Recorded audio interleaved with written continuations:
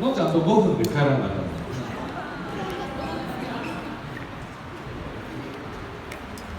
た。はい。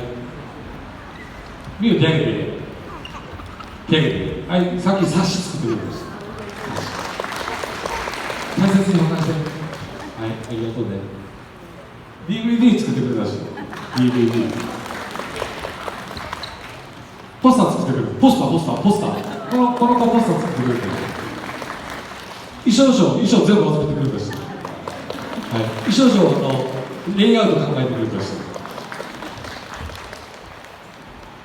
いろいろ頑張ってくれた人。は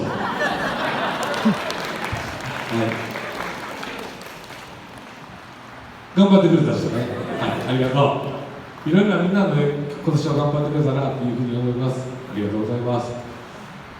はい、それでは最後の曲になります。今一生懸命踊ってます花火という曲をご覧いただきたいと思います。よろしくお願いいたします。それではやります。花火です。構え。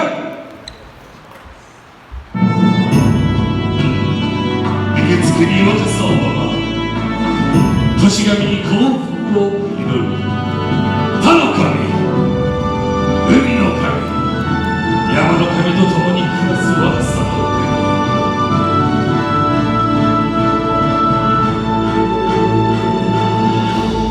花火